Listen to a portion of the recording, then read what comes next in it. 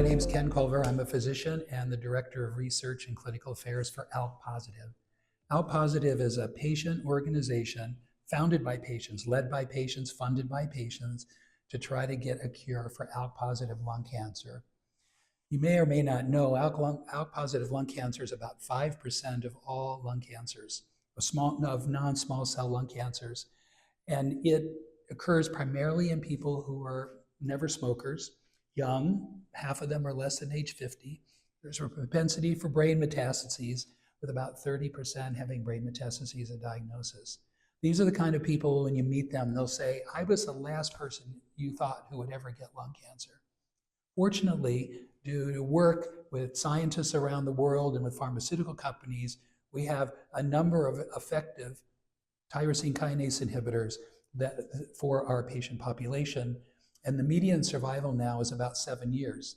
Now, you know, as a cancer nurse, that medians don't tell the whole story. There are patients who don't respond at all, and then there are people who are out over 10 years.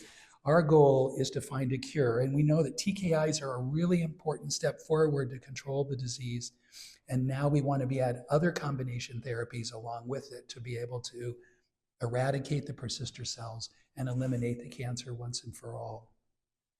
At ALK-positive, we've organized ourselves into research committees where we have different types of focus. So we have a clinical trial committee, and our group of patients and care partners there, we're working to how do we accelerate clinical trial enrollment whenever there's a trial for ALK-positive. We call it the RAC, it's the Research Acceleration Committee, and we meet with companies to say, hey, you have drugs in your portfolio that could be useful to ALK patients, and how can we get clinical trials to test those agents?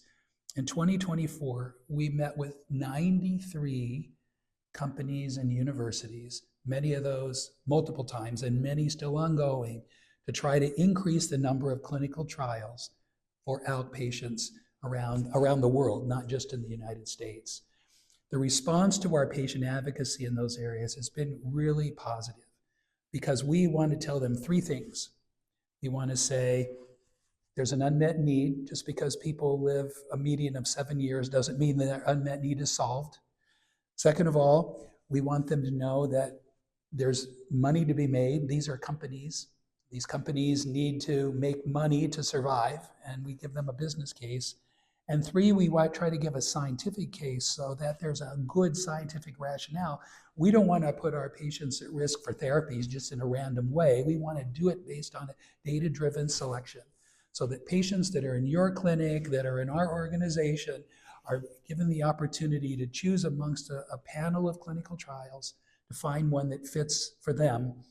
And in the end, we need as many shots on goal as possible because we don't know what's going to work. And so we're really grateful for all the ways that you help the outpatient community, to help them understand about clinical trials, to help them be able to deal with their long-term side effects associated with TKIs, and live a quality life as we work towards a cure.